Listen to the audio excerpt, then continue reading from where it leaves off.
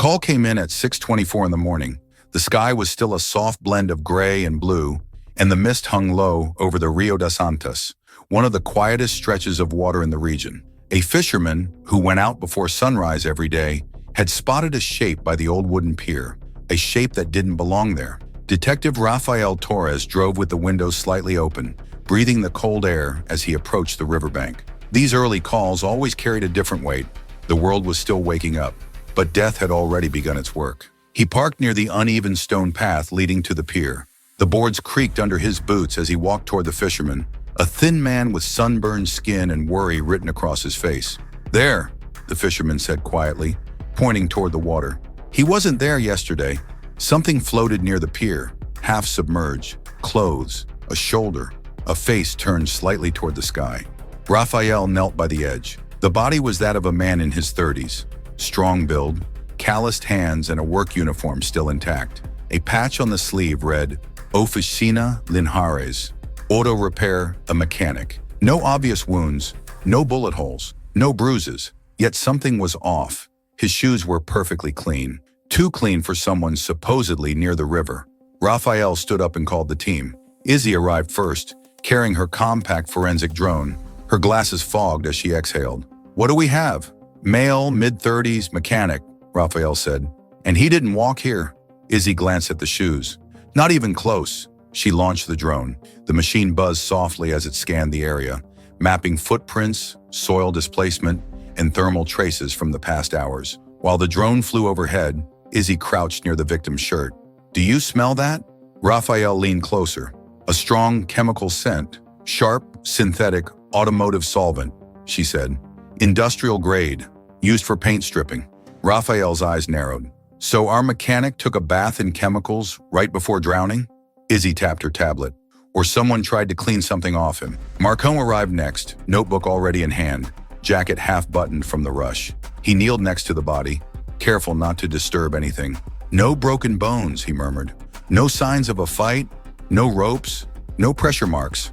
"Sedated," Izzy suggested. "Possibly," Marcon said. "Or unconscious." He stood up, scanning the river. "But he didn't drown here. Not with those shoes." Rafael agreed silently.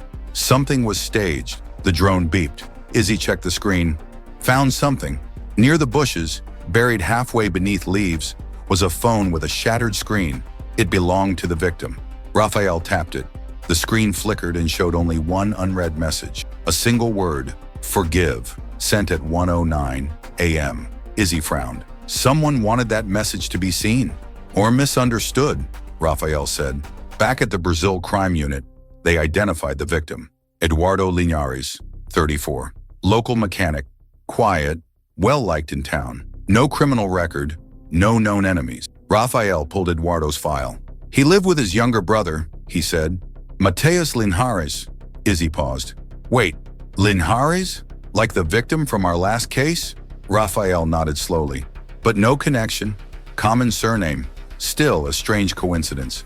Marcon entered the room with fresh interviews from neighbors. Eduardo was stressed lately, he said.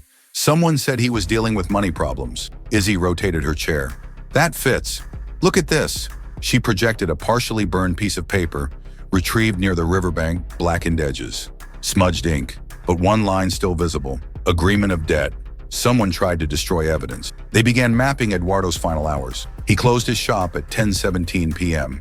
Was seen buying water at a gas station near 10:40. Security footage showed him walking alone. No one saw him after that. Izzy dug deeper. There's something else, she said. A bank transfer, large sum, from a business downtown. The business belonged to Plinio Duarte, a local entrepreneur who owned a paint supply store, known for being quiet, polite, and always nervous around the police. The team visited Plinio.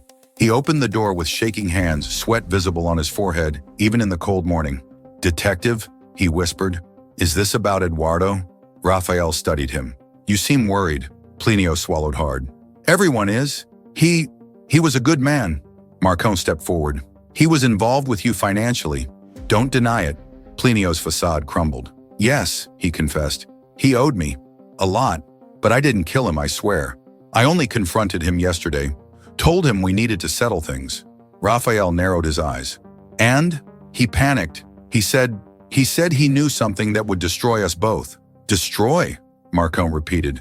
Destroy how? Plinio's hands trembled. He didn't explain. Back at the unit, Izzy found the breakthrough. She matched the solvent smell on Eduardo's clothes to a specific brand used only by 3 shops in the entire region, one of them being Linhari's Auto Repair, Eduardo's own shop. He had been inside shortly before his death. Izzy grabbed security footage from nearby cameras. At 12:52 a.m., a figure wearing Eduardo's jacket dragged something out of the back door. Not Eduardo. The gait was different, the posture was different, and the person was bigger. They loaded the body into a pickup truck. Rafael paused the footage. Zoom in on the hand. Izzy obeyed. There on the thumb was a faint scar, a specific one. She looked at Rafael. That scar belongs to Mateus, his brother. Marcone tapped the table. So the debt wasn't with Plinio, it was between the brothers. Izzy nodded slowly. And Eduardo was planning to turn his brother in. The debts, the falsified invoices, the cash loans hidden under the shop's registry. Eduardo was tired of covering for him. Rafael closed his eyes.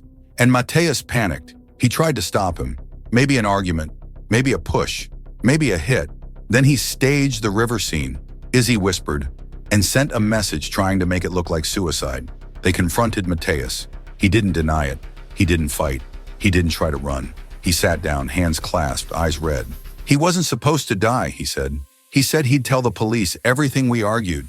He slipped. He hit his head. I didn't know what to do. Rafael remained silent. Mateus continued. I burned the papers. I dragged him to the truck. I thought, maybe the river would hide it. I thought, maybe. He broke down. I just didn't want to lose him.